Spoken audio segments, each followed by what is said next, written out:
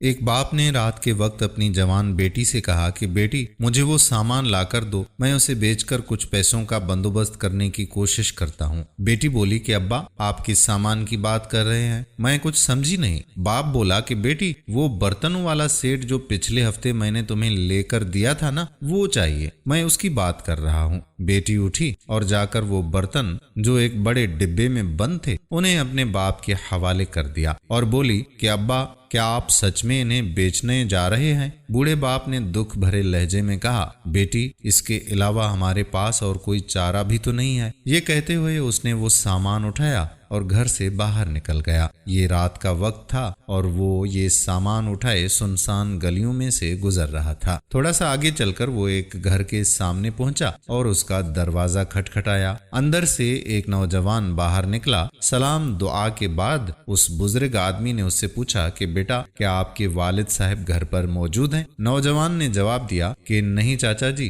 ابو تو گھر پر نہیں ہے، وہ تو دکان کا سامان لینے شہر گئے ہوئے ہیں۔ یہ سن کر وہ شخص بولا، ٹھیک ہے بیٹا، میں پھر صبح چکر لگاؤں گا، مجھے ان سے ایک ضروری کام تھا۔ جیسے ہی وہ وہاں سے جانے لگا تو نوجوان نے اسے روکا اور پوچھا کہ چاچا جی سب خیریت تو ہے نا؟ اتنی رات گئے آپ کو میرے والد صاحب سے ایسا کیا کام آن پڑا، اور یہ آپ نے اپنے کندھے پہ کیا اٹھایا ہوا ہے؟ اس بزرگ نے جواب دیا کہ بیٹا یہ برتن ہیں جو میں نے پچھلے ہفتے خریدے تھے اور اب میں انہیں تمہارے والد کو بیچنے آیا تھا۔ یہ سن کر وہ نوجوان سوچ میں پڑ گیا کہ اتنی رات گئے انہیں ایسی کیا مجبوری آن پڑی کہ یہ اپنے گھر کا سامان بیچنے ہمارے دروازے تک آن پہنچے۔ نوجوان نے دانش مندی کا مظاہرہ کیا اور بولا کہ انکل آپ یہ سامان ذرا مجھے دکھائیں۔ اس نے سامان کھول کر دکھایا تو کہا کہ انکل آپ یہ سیٹ مجھے کتنے کا بیچیں گے؟ اس نے آگے سے جواب دیا کہ میں نے پچھلے ہفتے اسے 20,000 میں خریدا تھا، اب آپ کی مرضی، اسے جتنے میں خرید لیں۔ نوجوان یہ کہتے ہوئے گھر کے اندر داخل ہوا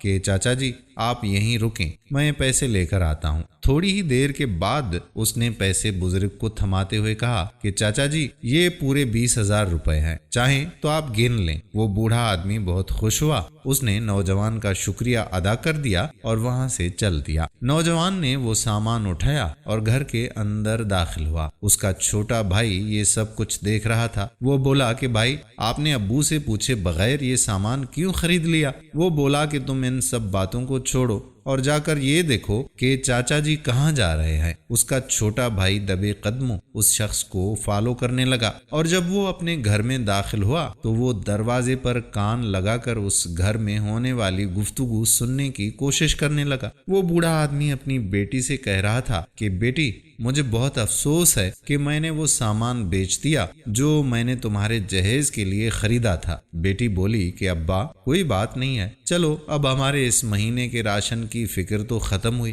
اس لڑکے نے ساری گفتگو اپنے بڑے بھائی کو جا کر سنائی کہ بھائی چاچا مجبوری میں اپنی بیٹی کے جہیز کا سامان بیچ کر گیا ہے۔ یہ سن کر وہ نوجوان بولا کہ مجھے پہلے ہی اسی بات کا اندازہ ہو گیا تھا، اس لیے میں نے یہ سامان مہنگے داموں خرید لیا۔ اب تم اس کا ذکر ابا کے سامنے نہ کرنا، ہم یہ سامان اپنی اس بہن کو واپس لوٹا کر آئیں گے۔ یہ کہتے ہوئے وہ دونوں بھائی سامان اٹھا کر اس بزرگ کے گھر کی طرف چل دیے۔ دوستو کوئی بھی شخص شوق سے اپنی بیٹیوں کا جہیز نہیں بیچتا، حالات لوگوں کو اس نہج پر پہنچا دیتے ہیں تو ایسے کٹھن فیصلے لینے پر بھی لوگ مجبور ہو جاتے ہیں۔ بحیثیت انسان اور بحیثیت مسلمان یہ ہمارا فرض بنتا ہے کہ مشکل وقت میں ہم ایسے لوگوں کا سہارا بنیں تاکہ کسی کو بھی یوں اپنی بیٹیوں کی خواہش کو نہ بیچنا پڑے۔ ہم امید کرتے ہیں کہ ہماری آج کی ویڈیو آپ کو پسند ضرور آئی ہوگی اور اپنے دوستوں کے ساتھ شیئر بھی کریں گے۔ آنے والی ویڈیو تک اپنے میزبان قادر بخش کلہوڑوں کو اجازت دیجیے۔ اللہ